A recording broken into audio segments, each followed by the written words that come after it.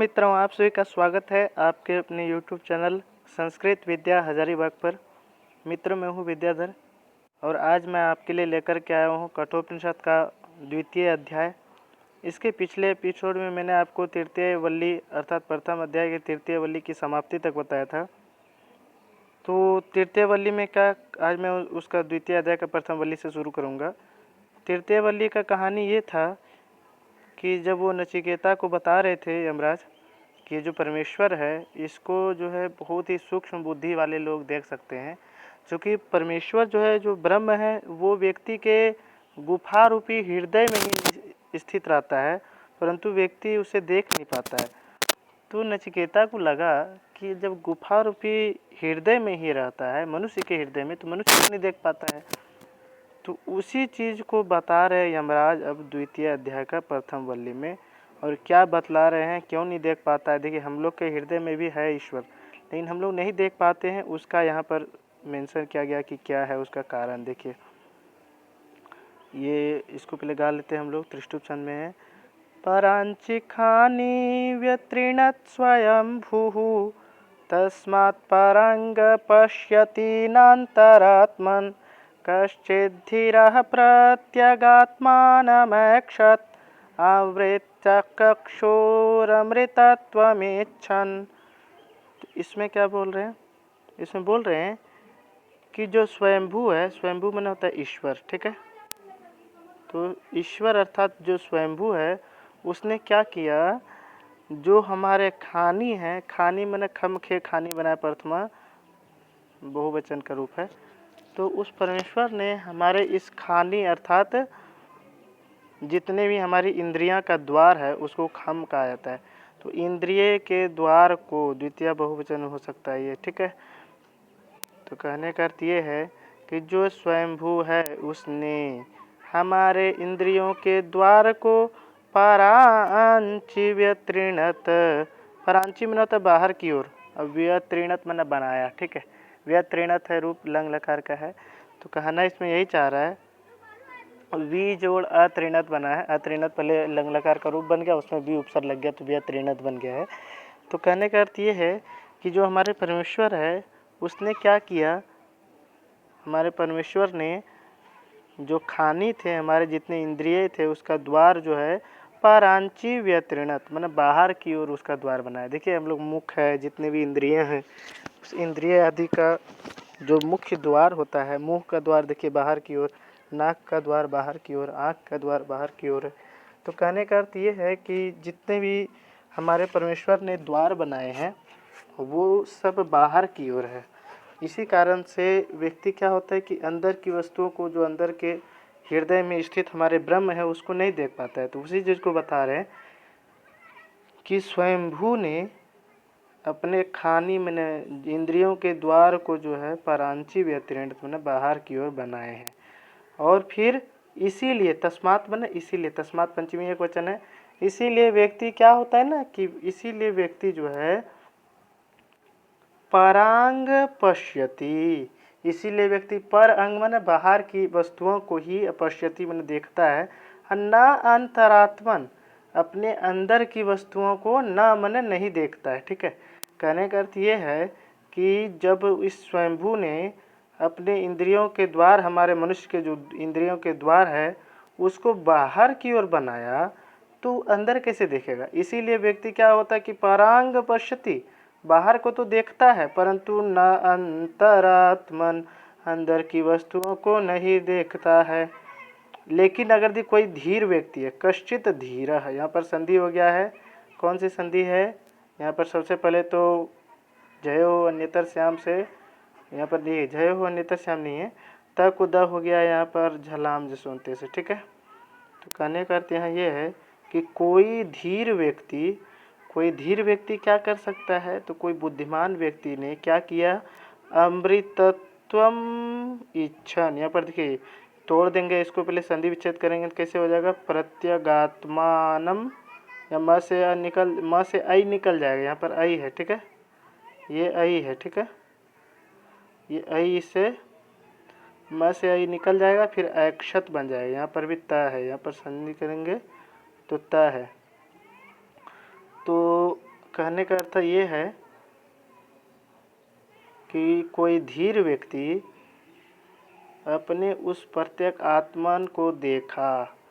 अब कैसे देखा? तो बोल रहे हैं क्या? अमृतत्वन इच्छन। कोई धीर व्यक्ति अपने आत्मा की इच्छा करते हुए, आत्मा माने अमृतत्व, कोई अमृतत्व की इच्छा करते हुए कोई धीर व्यक्ति ने क्या किया?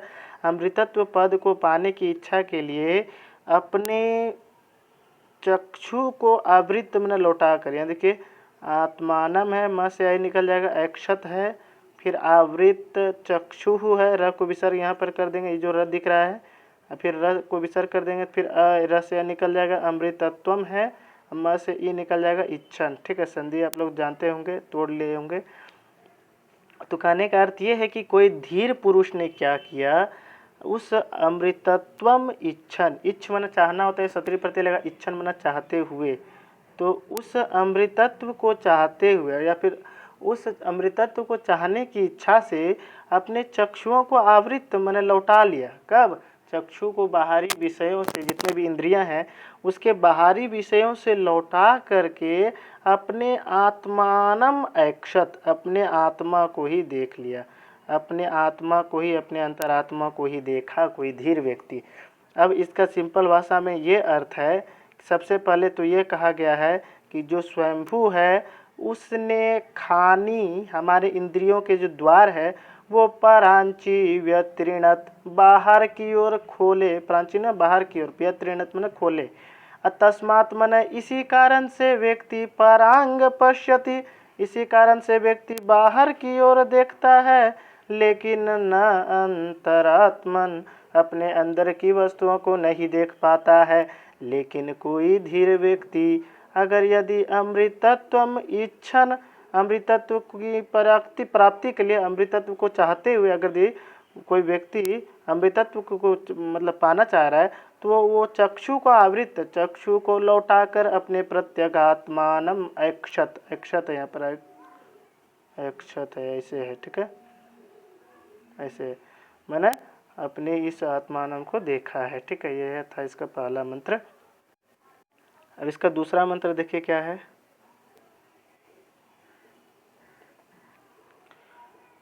पराचह कामाननुयन्ति बालाः ते मृत्युर्यन्ति विततस्य पाशम् अथ धीरा अमृतत्वं विदित्वा ध्रुवं ध्रुवेष्विह न प्रार्थयन्ते। पराचह कामानुनयन्ति बालाः ते मृत्युर्यन्ति विततस्य पाशम् अथ धीरा अमृतत्वविदित्वा ध्रुवं ध्रुवं विश्विह न प्रार्थयन्ते। तो इसमें क्या बोल रहे हैं? इसमें बोल रहे हैं क्या कि जो बाला है, बाल माने अभी जो बालक, बालक माने मूर्ख यहाँ लिया गया है, तो जो मूर्ख व्यक्ति है वो पराचह माने बार बार क्या करता है? पराचह माने बाहरी भोग या फिर हाँ बाहरी भोगी। तो बाल अर्थात जो मनुष्य, जो मूर्ख मनुष्य है वो बाहरी भोगों को ही बार बार क्या करता है? पराचह कामान अनुयंती, अनु है, या धातु है, फिर प्रथम पुरुष बहुवचन है, ये लट लकार का रूप है अनुयंती, या मैंने जाना होता है, अनुयंती मैंने अनुसरण करना होता है। यहाँ कामान में देखिए द्वितीय बहुवचन का रूप है, जैसे बालकान बनता है, इनमें से अ निकल जाएगा, फिर अनुयंती। तो जो बाला है मैंने जो मूर्ख व्यक्ति है वो पराचह कामान अनुयंती, बाहर के ही भोगों को अनुसरण करते रहता है, और इसीलिए वो क्या, वे व्यक्ति क्या होते हैं? विसर्ग को यहाँ पर बाला है, विसर्ग को यहाँ पर स हो गया है, तो ये वे जो है मृत्यु मैंने मृत्यु के विततस्य पाशम, वितत, वी देखिए वितत कैसे बना मैं बता रहा हूँ। वी उपसर्ग पूर्वक तन मैंने फैलाना होता है, उसमें अक्ता प्रत्यय लाए तो विततः बनेगा। ठीक है, तो पहले तो विततः मैंने फैलाए हुए उस मृत्यु के पास को यंती मैंने प्राप्त होते हैं या जाते हैं। जो व्यक्ति बाहरी कामों को, बाहरी भोगों को अनुसरण करेगा, जो मूर्ख, वे मृत्यु के फैले हुए पास में जाता है। और फिर किंतु अथवा तब या फिर किंतु जो धीर व्यक्ति है, जो बुद्धिमान व्यक्ति है, वो क्या करता है, अमृतत्व विदित्वा, अमृतत्व को जानकर, ध्रुवम विदित्वा, ध्रुव मनता नित्य, इस नित्य शाश्वत परमेश्वर को पहचान कर या जानकर, अध्रुवेशु इह न प्रार्थयन्ते, अध्रुवेशु मन होता है, ध्रुव मन होता है नित्य, अध्रुव मन अनित्य, तो अनित्य में इह मन इस संसार में, यहाँ पर देखिए येशु यहाँ पर यण संधि हो गया है, तो यहाँ पर ई हो जाएगा पहले और फिर इह, तो इस संसार में ध्रुवों में नहीं प्रार्थना करते हैं। जो व्यक्ति धीर हो मन बुद्धिमान है, वो क्या करता है, अमृतत्व को जानकर और ध्रुव मन नित्य को जानकर, दोनों में द्वितीय एक वचन है, अमृतत्वम और ध्रुवम में, ऐसे को जानकर म से निकल जाएगा अध्रुवों में, इस संसार में, इस संसार का जो अध्रुव चीज़ है उस अध्रुव चीज़ों में नहीं प्रार्थना करता है। पहले बता दिया कि जो मूर्ख व्यक्ति है वह बाहरी कामों को ही अनुसरण करते हैं, इसीलिए वे मृत्यु के फैले हुए पास को जाते हैं। परंतु जो बुद्धिमान व्यक्ति है वो अमृत तत्व को जानकर और ध्रुव मन नित्य को जानकर अध्रुवेशु इह न विदन्ति, अध्रुवों में मन अनित्य वस्तुओं में, इस संसार के अनित्य वस्तुओं में नहीं पड़ता है, नहीं प्रार्थना करता है या नहीं पड़ता है। ये था इसका दूसरा मंत्र। अब तीसरा मंत्र देखिए क्या है। तीसरा मंत्र आसान है, देखिए। अब उस परमेश्वर के बारे में पूछा है तो उसी परमेश्वर को बताते हुए सबसे पहले बोल रहे हैं कि वो परमेश्वर कैसे हैं, तो उस परमेश्वर का अनुग्रह को बताते हैं और बताते कि देखो तुम जो ऐसा ऐसा देखते हो, दिन भर ऐसा ऐसा काम करते हो, ये सब उसी परमेश्वर की कृपा है। तो वही बताने के लिए मंत्र आया। देखिए क्या है मंत्र, यहाँ अनुष्टुप छंद में, ये न रूपम रसम गंधम शब्दान स्पर्शाश्च मैथुनान एतेनैव विजानाति किमत्र परिशेष्यते। देखिए मंत्र यहीं तक है, आगे में इसको ये तत्व तत्व मिलेगा आपको, कुछ मंत्र तक यही ये वाक्य मिलेगा, ए तत्व वै तत्। इसका पहले अर्थ बता देता हूँ तब समझ में आसानी होगी। क्या लिखा हुआ है, ए तत्, ए तत् माना यह होता है, और यहाँ पर वै, वै जो है एक वै निपात के तौर पर आता है कहीं वैदिक में, और वै का निश्चित के अर्थ में भी प्रयोग किया जाता है। तो यह निश्चित रूप से तत् मन वही है, यह निश्चित रूप से वही है, ये कहना चाह रहा है। तो जिसके द्वारा व्यक्ति रूप को, रस को, गंध को, स्पर्शम, ये शब्दान मन शब्द को, स्पर्शान मन स्पर्शों को, और मैथुनों को, जिसके द्वारा व्यक्ति स्पर्श को, रूप को, गंध को और मैथुनों को भी जानाति मन अनुभव करता है, वो एतेन एव मैंने इसी के अनुग्रह से ये व्यक्ति जानता है कि अत्र किम परिष्यते, इस संसार में क्या शेष रह जाता है। अब देखिए उस परमेश्वर की महिमा का वर्णन करते हुए बताया गया कि जिसके द्वारा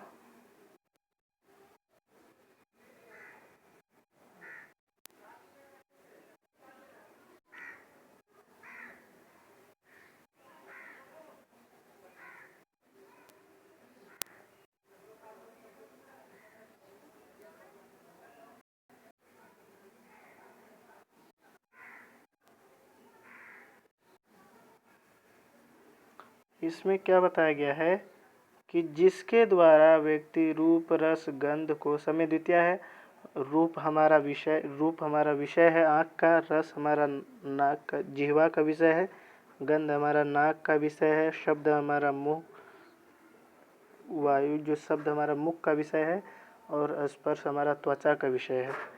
तो मैथुन कहते हैं, स्त्री प्रसंग वगैरह में जो भोग होते हैं उसको मैथुन कहा जाता है। तो कहने का अर्थ यहाँ पर ये है क्या, किसे, जिसके द्वारा, किसके द्वारा, उस परमेश्वर के द्वारा ही उसका अनुग्रह को बताया कि जिसके द्वारा व्यक्ति रूप को, रस को, गंध को, स्पर्श को, शब्द को, मैथुन को, एतेन ए विजानाति, एतेन मने इस परमेश्वर के द्वारा ही विजानाति मने जानता है या अनुभव करता है। एतेन तृतीया एक वचन है, जब एतत् का रूप चलाते तो एतेन तृतीया एक में बनता है। तो कहने का अर्थ ये है कि जिसके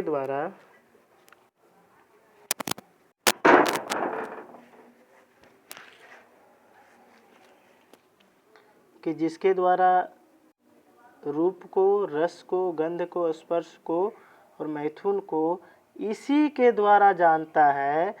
क्या जानता है कि किम अत्र परिशिष्यते। अब हम लोग जानते हैं ना कि कोई कोई आदमी बोलता है, बहुत सारा आदमी, कि इस संसार में क्या शेष रह जाएगा, अर्थात कुछ शेष नहीं रहता है। तो उसी चीज़ को बताता है कि जिसके द्वारा रूप, रस, गंध को, स्पर्श, सब में द्वितीय है, ठीक है। इसमें स्पर्श शब्दान में भी द्वितीय बहुवचन है, स्पर्शान में भी द्वितीय बहुवचन है, और यहाँ पर ये द्वंद्व समास है। और मैथुनान मन मिथुनान द्वितीय बहुवचन है। इस सभी को इसी के द्वारा जो अनुभव करता है, और ये भी जानता है कि किम अत्र परिशिष्यते, इस यहाँ पर अत्र मन यहाँ पर, किम मन क्या, परिशिष्यते मन शेष रह जाता है। एतत् वै तत्, यह वही ब्रह्म है, ये वही परमात्मा है, यह वही परमात्मा है जिससे व्यक्ति ये सारे विषयों का अनुभव करता है। और यह भी जानता है कि यहाँ कोई भी चीज़ शेष नहीं रह जाता। ये था इसका तीसरा मंत्र। चौथा मंत्र देखिए। स्वप्नान्तं जागरितान्तं चोभौ येनानुपश्यति महान्तं विभुमात्मानं मत्वा धीरो न शोचति। स्वप्नांतम मन स्वप्न के दृश्य को, समय द्वितीय एक वचन है। जागरितांतम मन जागने, जब जागृत अवस्था है उसके दृश्यों को। च उभौ, उभौ मन ये दोनों चीज, स्वप्न के दृश्यों को और जागने के दृश्यों को, ये न अनुपश्यति, जिस परमात्मा के अनुग्रह से पश्यति मन देखता है व्यक्ति, उस महान सर्वव्यापी आत्मा को मत्वा मन जानकर कोई बुद्धिमान धीर व्यक्ति ना शोचती, कभी भी शोक नहीं करता। ये तो आसान था, ठीक ना।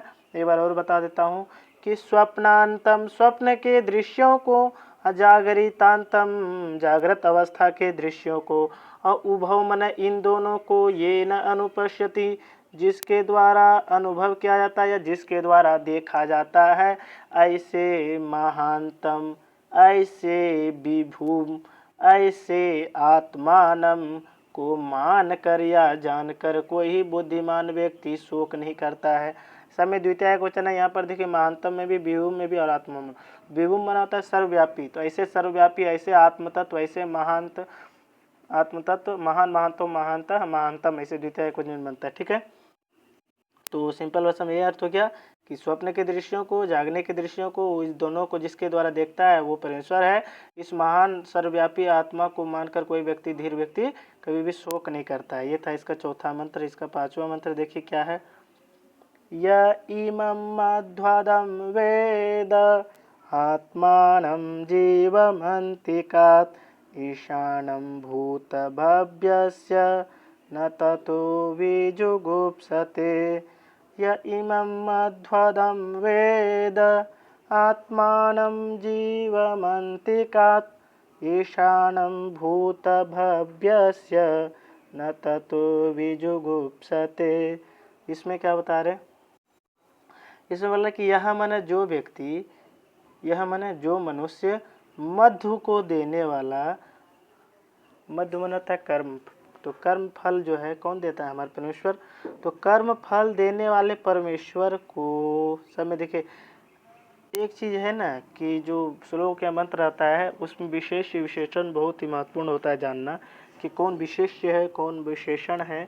तो यहाँ पर जब विशेष विशेषण को पहचानने का एक तरीका है कि उसमें विभक्ति एक ही लगी रहती है। तो यही यहाँ पर भी देखना है कि मधु को देने वाले, कर्म फल को देने वाले, आत्मानम ऐसे परमात्मा तत्व को, जीवम सबको जीव प्रदान करने वाले ऐसे परमात्मा तत्व को, और भूत भव्यस्य ईशानम, समय द्वितीय, ये सब वैसे परमेश्वर का है।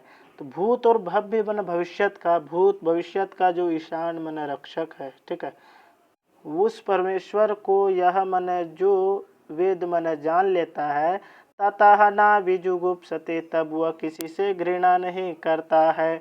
आसान है। कहने का अर्थ ये है कि जो इमम द्वितीयक वचन है, जो इस कर्म फल को देने वाले को, आत्म तत्व को, जीव सबको जीव प्रदान करने वाले को, अंतिकात, अंतिक मन होता है समीप, ठीक है, अंतिक मन होता है समीप, अंतिक मन होता है समीप। तो समीप से अगर कोई व्यक्ति देख लेता है, अंतिकात है पंचमी क्वेश्चन है, समीप से अगर कोई व्यक्ति वेद मन जान लेता है, किसको जान लेता है, उसी का विशेषण बताया, कर्म फल को देने वाले को, सबको जीव प्रदान करने वाले को, भूत और भविष्यत काल के रक्षक को, शासक को, आत्म तत्व को जो व्यक्ति जान लेगा अपने समीप से, अंतिक मन समीप, दूरांतिक कृच्छ्रात एक सूत्र है, हम लोग जब पढ़ते हैं तो समास में, तो क्या है ना कि जो व्यक्ति इस कर्म फल को देने वाले को, आत्म तत्व को, सबको जीव प्रदान करने वाले को समीप से जान लेता है, या फिर भूत और भविष्यत के रक्षक को समीप से जान लेता है, वह तब किसी से घृणा नहीं करता है।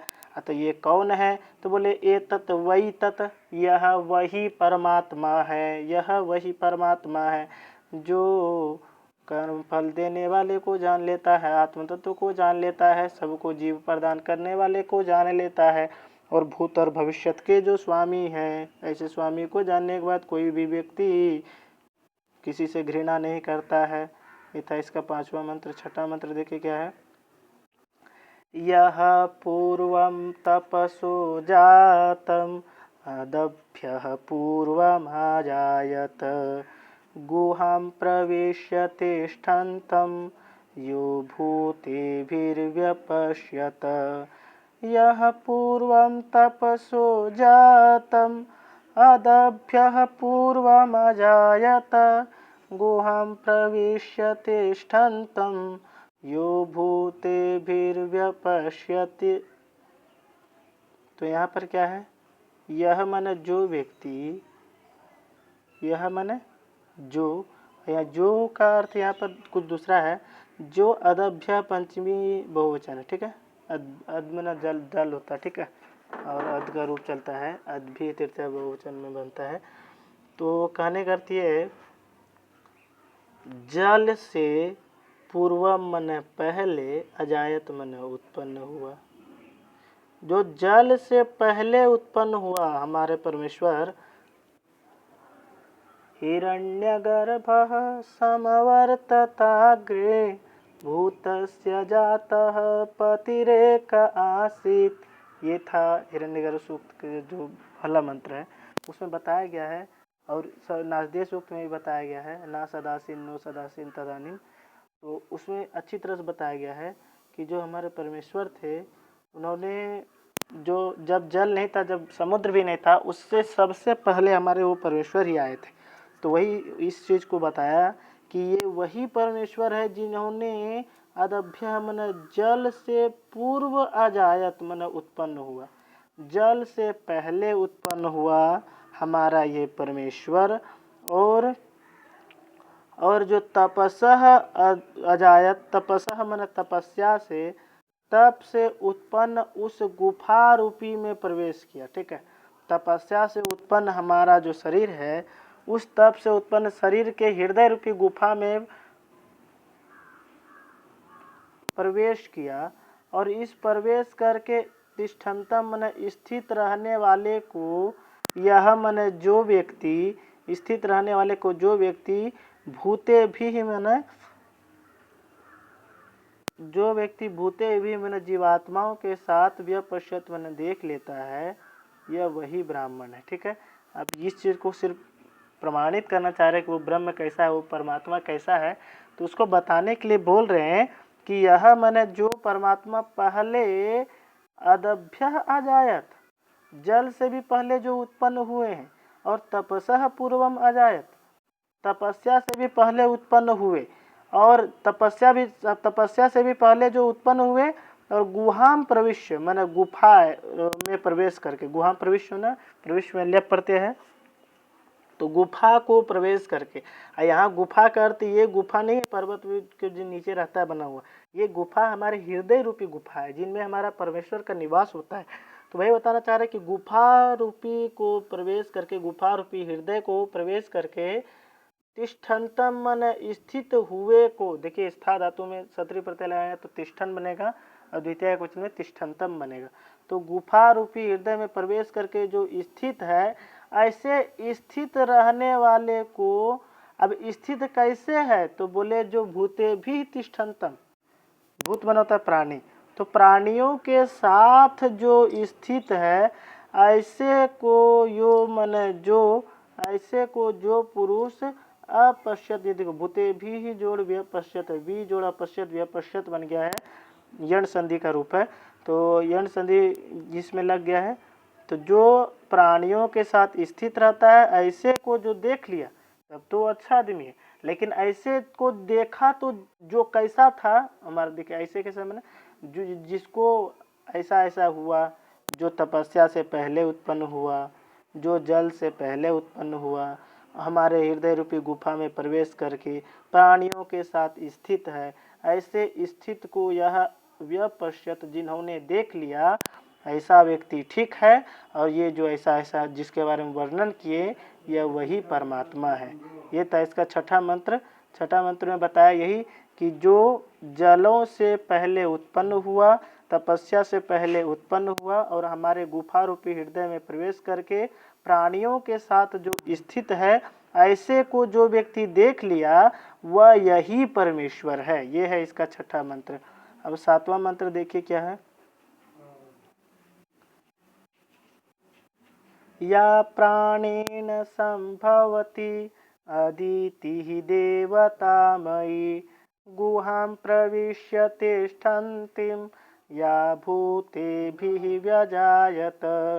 इसमें क्या बता रहे हैं कि या मने जो, अब इसमें अदिति के बारे में बताया गया कि अदिति भी तो हमारी देवताओं देवी है एक, तो अदिति के बारे में बताया कि या मने जो अदिति ही, यहाँ पर संभवती जोड़ अदिति है, संधि यहाँ पर तोड़ देंगे, संभवती जोड़ अदिति ही जोड़ देवतामयी हो जाएगा। तो कहने का अर्थ ये है कि जो देवतामयी अदिति है वो प्राणेन संभवती, प्राणों से उत्पन्न होती है, और जो भूते भी व्यजायत, जो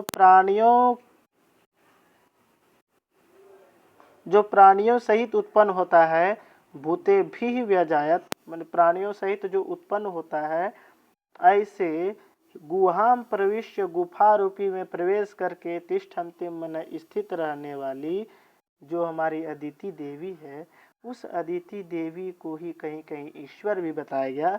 तो उस ईश्वर के बारे में बोल रहा है यह वही ईश्वर है। परमेश्वर का बहुत सारे रूप है, जितने भी देवता है ये सभी का मालिक हमारे एक परमेश्वर है, और वो परमेश्वर कई रूपों में व्याप्त है।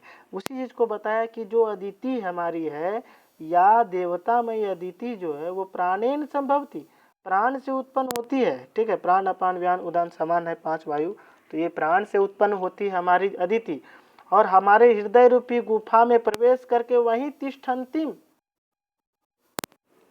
तिष्ठन्तिम तिष्ठन्ति तिष्ठन्तिम द्वितीय एक वचन है, जैसे स्था धातु में वहाँ पर तिष्ठत बना था, तिष्ठन तिष्ठन्तम बना था द्वितीय एक वचन में, वो था पुल्लिंग के लिए, चूँकि परमेश्वर के लिए प्रयोग किया गया था। ये अदिति स्त्रीलिंग है, इसीलिए अदिति के लिए यहाँ तिष्ठन्तिम आया। जब स्था धातु में सत्री प्रत्यय लगाएंगे तो तिष्ठन्ति बनेगा, तिष्ठन्ति, फिर द्वितीय एक वचन में तिष्ठन्तिम, जैसे नदी का नदीम। तो वही बोल रहे हैं कि गुफा रूपी में प्रवेश करके स्थित रहने वाली जो प्राणियों के साथ उत्पन्न हुई है, ये वही ब्रह्म है, वही परमेश्वर है।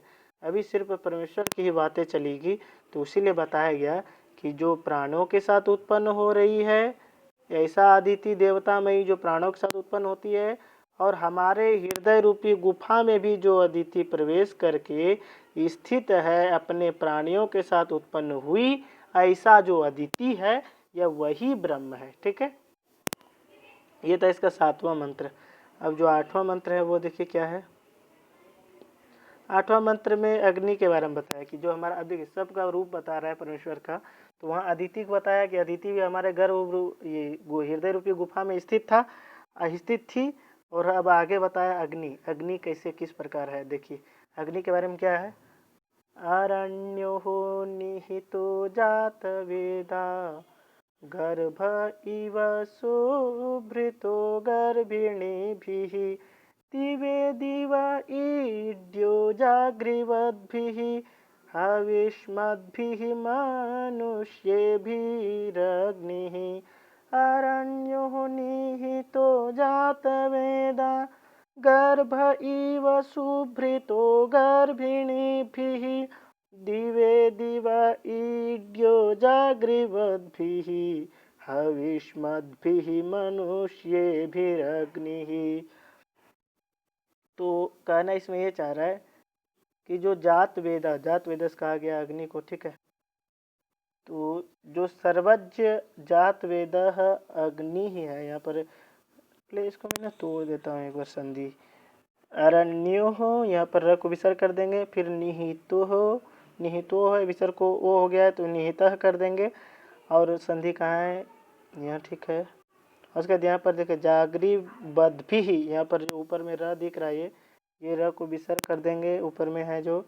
और हविष मद्भी में भी जो म के ऊपर विसर्ग है, विसर्ग को ये विसर्ग को र हो गया है तो इसको भी विसर्ग कर देंगे। और मनुष्य भी यहाँ पर र में र को विसर्ग कर देंगे।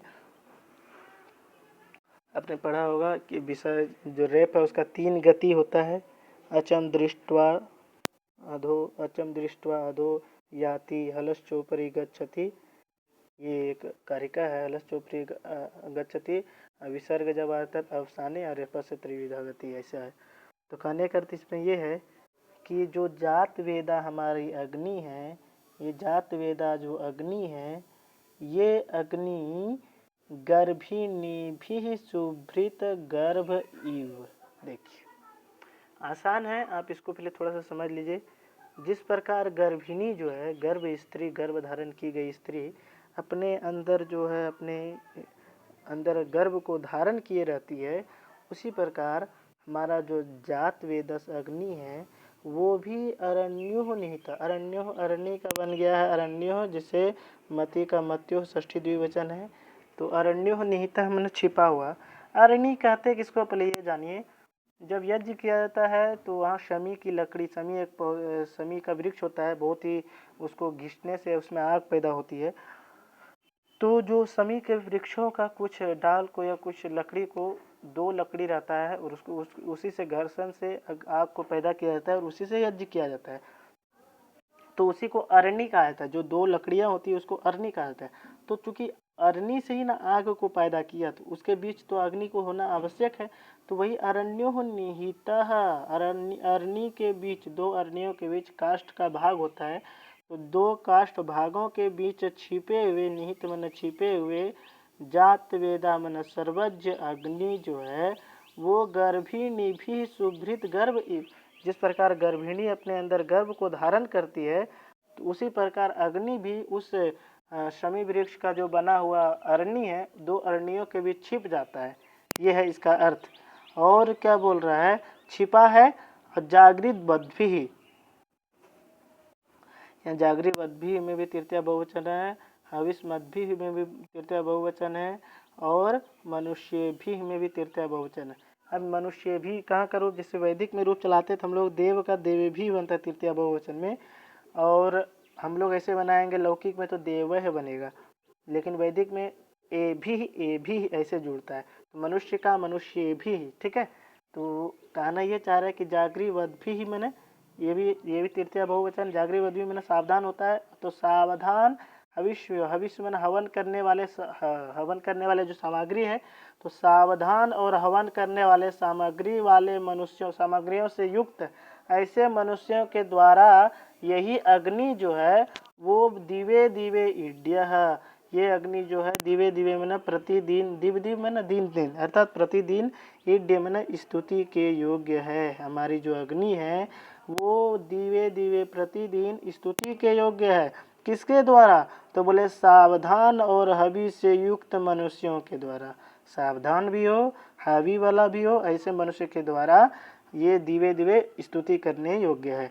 और वो अग्नि कैसी है? तो उस अग्नि का विशेषता, जो अग्नि स्तुति करने योग्य है वो अग्नि कैसी है, उसका विशेषता पहले वाले पाद में दिया कि जो अग्नि गर्भिणियों के गर्भ के समान धारण की गई है। अब गर्भिणियों के जिस प्रकार गर्भिणी अपने गर्भ को धारण करती है, उसी प्रकार सुभृत में धारण किया गया, उसी प्रकार दो अरण्यों के भी छिपे हुए, अर्थात दो अरण्यों के छिपे हुए अग्नि के समान दो अरण्यों के बीच छिपे हुए अग्नि जिस प्रकार रहता है, अब वो किसका अनुसरण किया? तो यहाँ पर उसका उपमा दिया गया गर्भिणियों से। गर्भिणी का जो गर्भ है वो उसी के समान, जो जिस प्रकार अपनी गर्भिणी अपने गर्भ को धारण करती है, उसी प्रकार अग्नि भी उस दोनों में छिपा रहता है, उस दोनों अरण्यों में। उसी चीज को बताया यह 8वें मंत्र में। एक बार इसको भाव को देख लेते हैं एक बार। जिस प्रकार गर्भिणी अपने गर्भ को अच्छी प्रकार से धारण करता है, उसी प्रकार जात वेदस अग्नि भी दोनों अरण्यों में छिपा हुआ रहता है। अग्नि में काष्ठ भाग होता है, और जागृवद भी मन ये जो अग्नि है वो सावधान और हविष्मद भी मन सावधान और हवि सामग्रियों से युक्त ऐसे मनुष्यों के द्वारा प्रतिदिन दिवे दिवे ईड्य हमने स्तुति के योग्य होता है। ये था इसका 8वां मंत्र। अब इसका 9वां मंत्र क्या है? यतश्चोदेति सूर्योस्तम यत्र च गच्छति तम देवाः सर्वे अर्पितास्तदुनात्येति कश्चन। यतश्चोदेति सूर्योः अस्तं यत्र च गच्छति तम देवाः सर्वे अर्पितास्तदुनात्येति कश्चन। तो इसमें बता रहा है कि यतः मन जहाँ से, उदेति मन उगता है सूर्य, जहाँ से सूर्य उगता है, अस्तम यत्र च गच्छति और जहाँ वो अस्त होता है, जहाँ से सूर्य उगता है, जहाँ से अस्त होता है, और सर्वे देवाः तम अर्पिताः सभी देवता जो है तम मन उसको ही अर्पिता हमने अर्पण करते हैं, उसमें उसी में समर्पित है। सभी देवता उसी में समर्पित है। तत् मन उसको जो है न अत्येति कश्चन, कोई भी देवता उसको पार नहीं करता है। देखिए क्या है, परमेश्वर का बहुत यथा जितने भी उपनिषद है उसमें आप ब्रह्म और परमेश्वर के बारे में ही जानेंगे। परमेश्वर का विशेषता बताया गया है, तो इसमें यही बताया गया है परमेश्वर का विशेषता क्या, कि जहाँ से यतः में जहाँ से तहसील प्रत्यय लग गया है, तो जहाँ से सूर्य उदेति, जहाँ से सूर्य उगता है, और अस्तम यत्र च गच्छति और यत्र बने जहाँ अस्त को जाता है, ऐसे सभी देवता तब मन उस परमेश्वर को ही अर्पिता मन समर्पित है। यहाँ स को विसर्ग कर देंगे, फिर तत् उ हो जाएगा। स को विसर्ग करने के बाद तत् उ मन, तब हमारे जो तत् मन वो परमेश्वर है, उसको जो है कश्चन मन कोई भी पुरुष या देवता, कोई भी पुरुष या देवता, कश्चन मन कोई भी पुरुष या देवता, ना अत्यति, अतित्व मन अतिक्रमण करना, तो कोई भी ना अत्येति, कोई भी उसको अतिक्रमण नहीं करता है। तो कहने का अर्थ ये है कि जहाँ से सूर्य उगेगा या फिर जहाँ से सूर्य जाएगा ये हमारा परमेश्वर ही है, और सभी देवता उसको समर्पित होता है, और उसको कोई भी कभी लांघ नहीं सकता, उससे कोई आदमी कभी पार नहीं कर सकता। ये और ये वही ईश्वर है। ये था 9वां मंत्र। अब 10वां मंत्र देखिए क्या है। यदेवेह तदमूत्र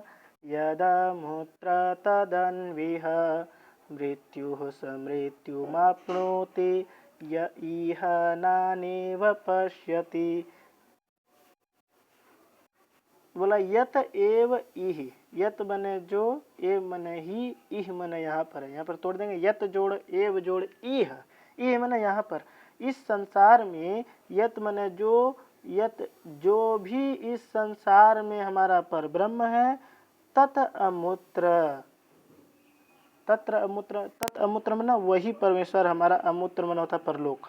तो जो इस लोक में है हमारा परमेश्वर, वही परमेश्वर परलोक में भी है। ऐसा नहीं कि परलोक के लिए कोई अलग परमेश्वर, कोई अलग ईश्वर बना हुआ है, ईश्वर सबके लिए एक ही है। तो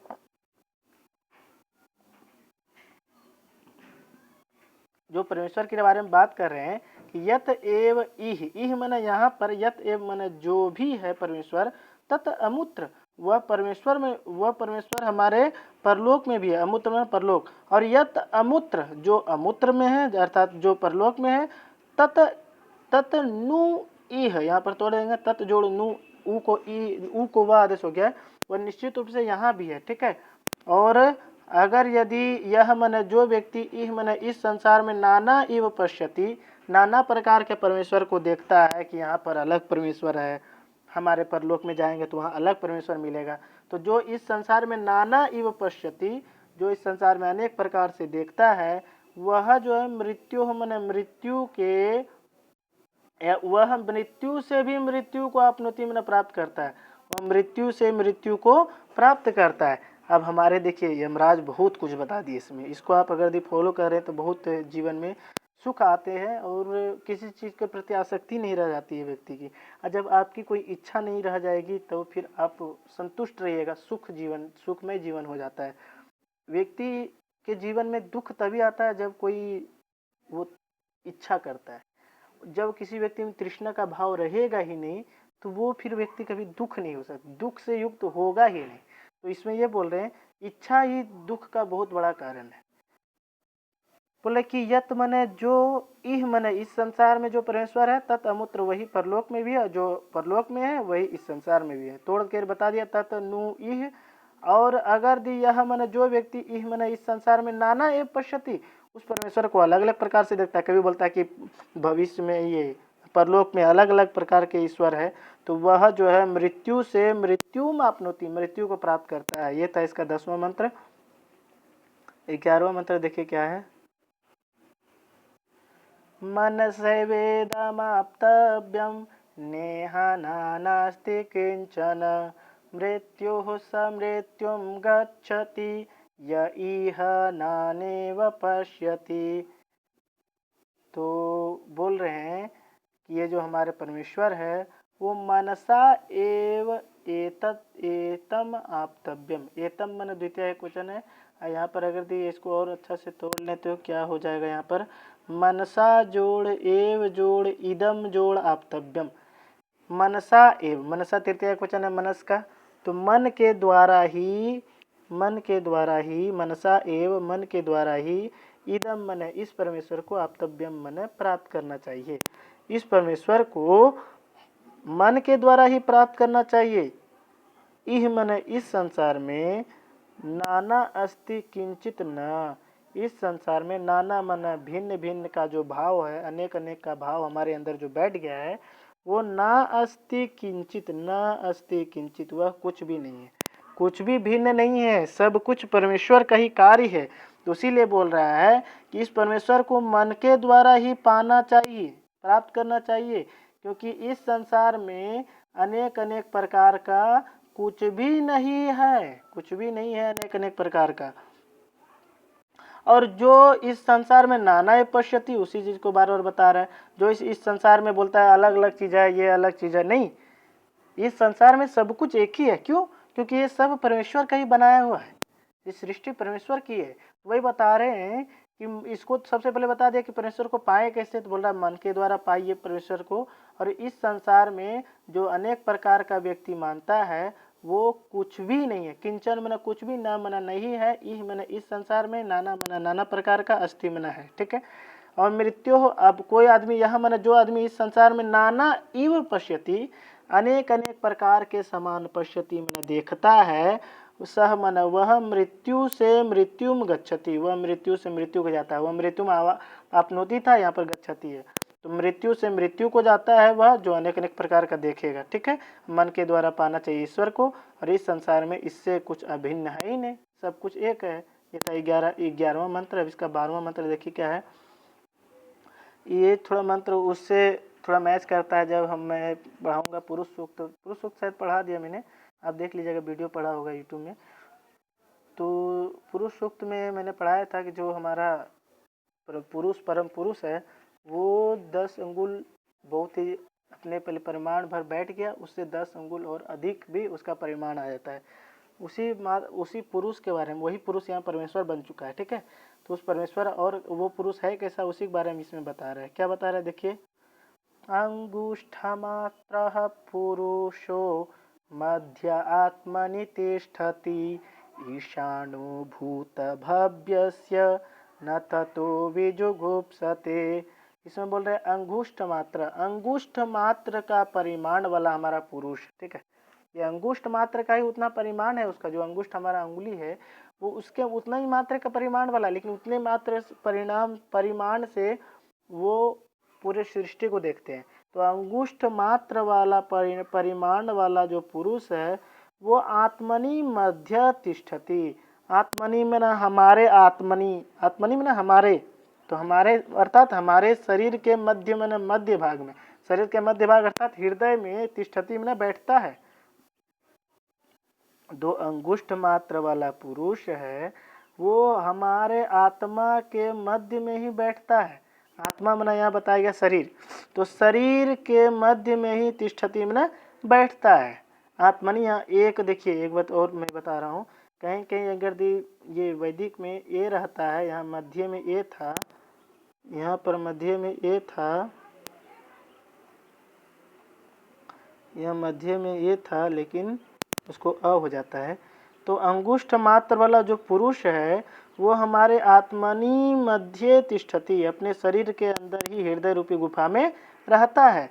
और भूत भव्य से ईशानः, भूतकाल और भविष्यत काल का वही ईशान है, मन वही परमेश्वर है। और ततः न बीजुगुप्सते है, ततः मन उसके बाद ना बीजुगुप्सते मन घृणा नहीं करता है। अगर कोई व्यक्ति उसको, इस परमेश्वर को जान लिया, तो फिर वह व्यक्ति किसी से घृणा नहीं करेगा। एक बार और देख लीजिए, अंगुष्ठ मात्र मन अंगुली मात्र वाला जो परिमाण मन जिसका लंबाई चौड़ाई इतना ही अंगुली मात्र बराबर है, ऐसा पुरुष जो है हमारे आत्मनि, सप्तमी एक वचन आत्मन का, ठीक है। आत्मनि मध्य में भी सप्तमी एक वचन, आत्मा के मध्य में बैठता है।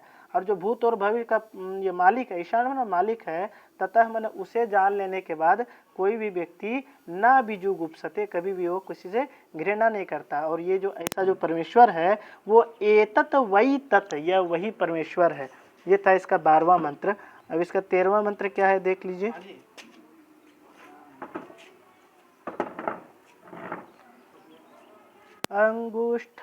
अंगुष्ठमात्रः पुरुषो ज्योतिरिवा धूमकः ईशानो भूतभव्यस्य स एवाद्य स उष्वः। अंगुष्ठमात्रः पुरुषो ज्योतिरिवा धूमकः ईशानो भूतभव्यस्य स एवाद्य स उष्वः। देखिए पाद यहीं तक पूरा हो जाता है, ठीक है। इसके बाद जो है ये सिर्फ दर्शाने के लिए आया है कि ये वही परमेश्वर है, ठीक है। तो यहाँ पर क्या है, वही अंगुष्ठ मात्र वाले पुरुष के बारे में, परम पुरुष, जब भी पुरुष आएगा वो परमेश्वर ही होगा। पर ब्रह्म भी वही परमेश्वर, उसका अनेक नाम है, ठीक है।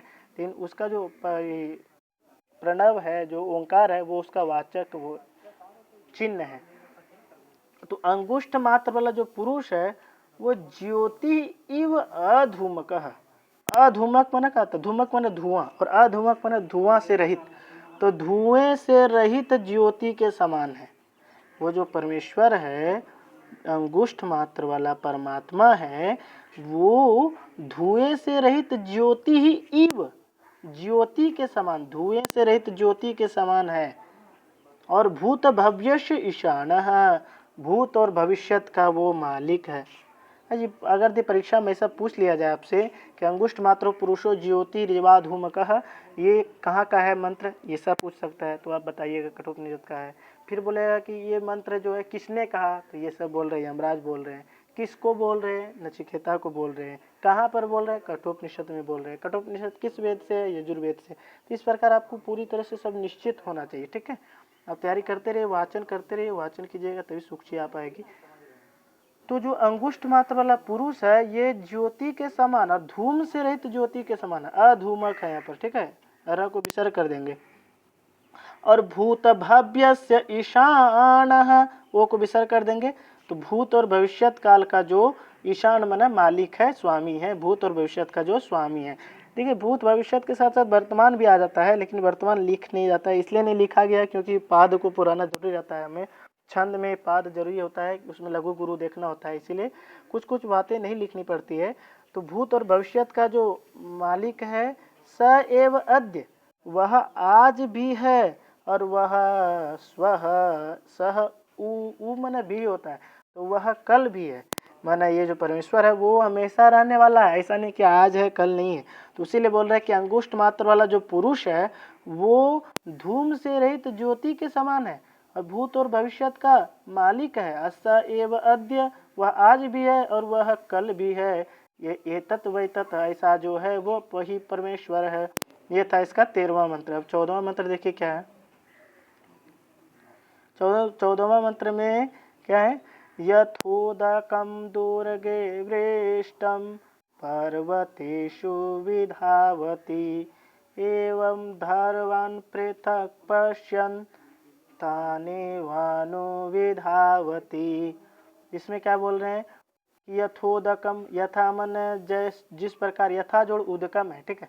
तो जिस प्रकार दुर्गे बहुत ऊंचा ऊंचा जो शिखर होता है, उस शिखर पर वृष्टम मन वर्षा किया हुआ या बरसाया गया जल, उदक मन जल, पर्वतेशु मन पर्वतों में, विधावती मन गिरता है या फिर चारों ओर चला जाता है।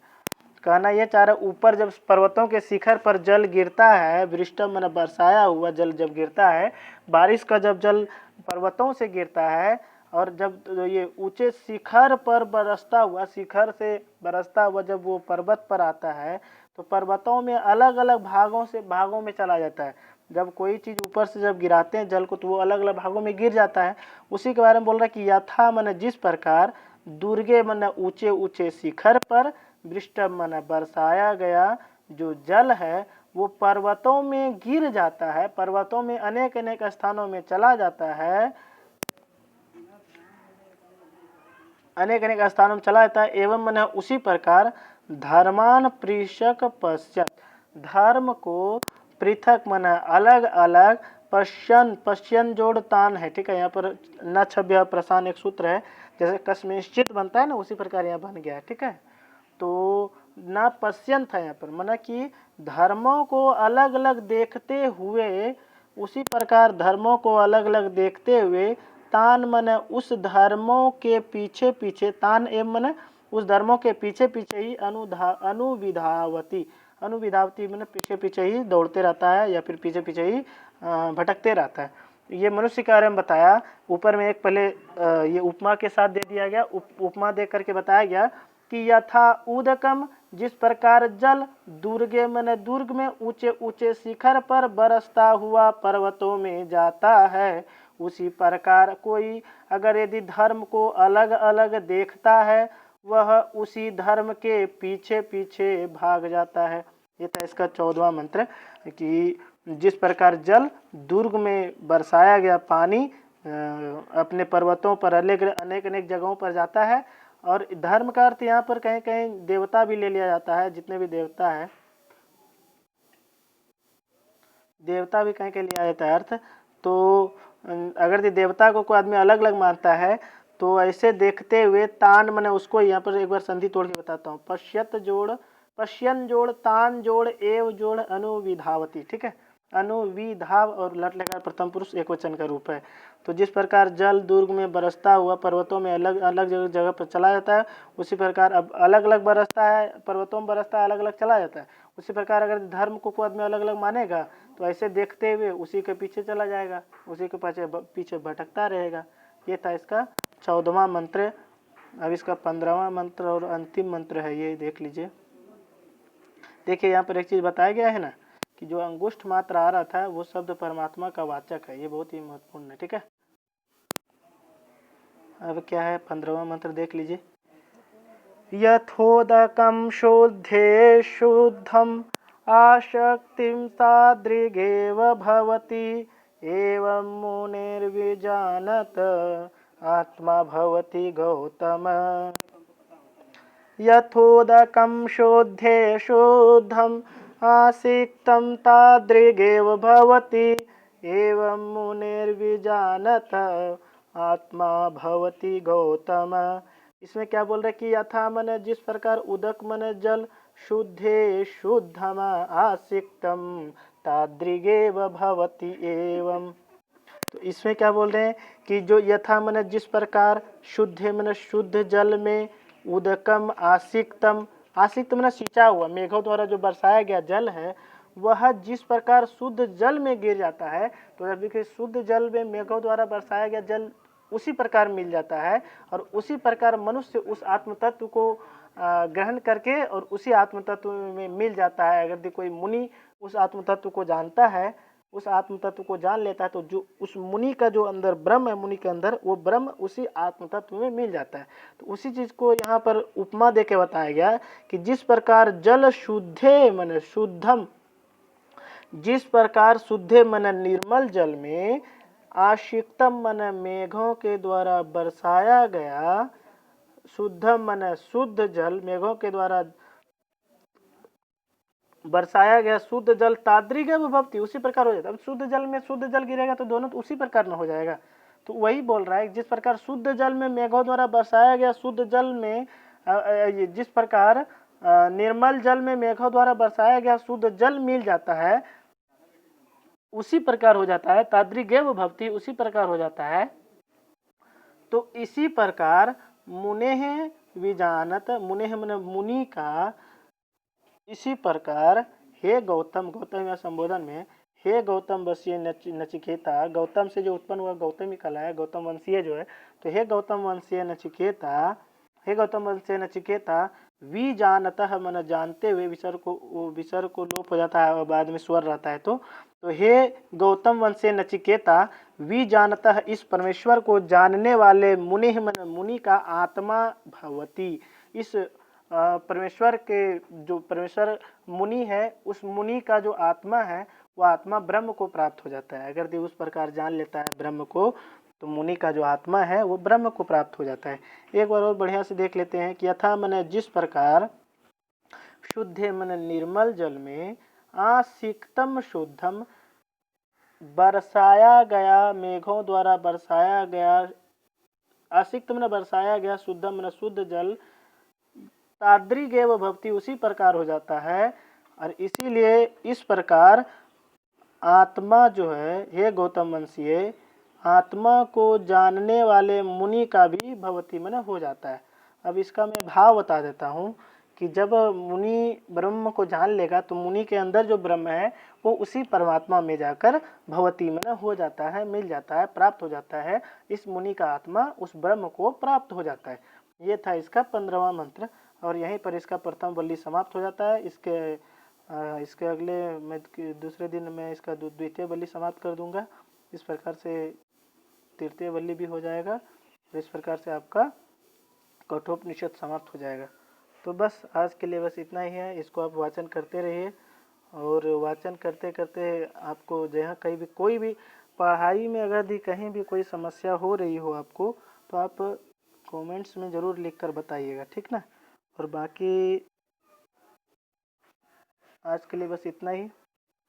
कैसी लगी आपको वीडियो अच्छी लगी हो तो वीडियो को लाइक कीजिए, कमेंट कीजिए, शेयर कीजिए और जिसने अभी तक हमारे चैनल को सब्सक्राइब नहीं किए तो कृपया हमारे चैनल को सब्सक्राइब करें, संस्कृत विद्या हजारीबाग।